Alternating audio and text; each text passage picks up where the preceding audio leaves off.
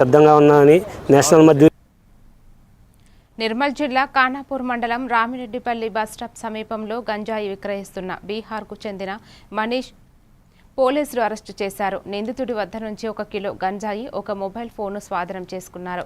గంజాయిని చిన్న ప్యాకెట్లుగా విక్రయిస్తున్నట్లు విచారణలో ఒప్పుకున్నట్లు పోలీసులు తెలిపారు. కేసును ఈ సాక్ష్య యాప్ ద్వారా నమోదు చేసి దర్యాప్తు కొనసాగిస్తున్నట్లు వెల్లడించారు. మాదక ద్రవ్యాలపై కఠిన చర్యలు తీసుకుంటామని పోలీసులు హెచ్చరించారు. రామరెడ్డిపల్లి బస్ స్టాప్ వద్ద ఖానాపూర్ మండల్ ఒక వ్యక్తి అనుమానాస్పదంగా తిరుగుతుండగా అతన్ని పట్టుకోవడం జరిగింది. అతని వద్ద నుండి కేజీ 100 గ్రాముల గంజాయి స్వాధీనం చేసుకోవడం జరిగింది. ఇతను బీహార్ నేటివ్ అతను. ఇక్కడికి 10 రోజుల క్రితం వస్తూ గంజాయి తీసుకొచ్చి ఇక్కడ అమ్ముతున్నాడు. ఈ విషయంపై ఖానాపూర్ పోలీసు వాళ్ళు అరెస్టు చేయడం జరిగింది.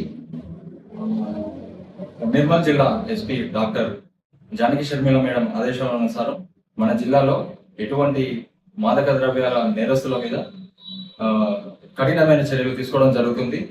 ఈ విషయాలు ప్రజలు ఈ మాదక ద్రవ్యాల విషయం సమాచారం అందించిన వారి వివరాలు గోప్యంగా ఉంచి దీని మీద కఠినమైన చర్యలు తీసుకోవడం జరుగుతుంది. ఈరోజు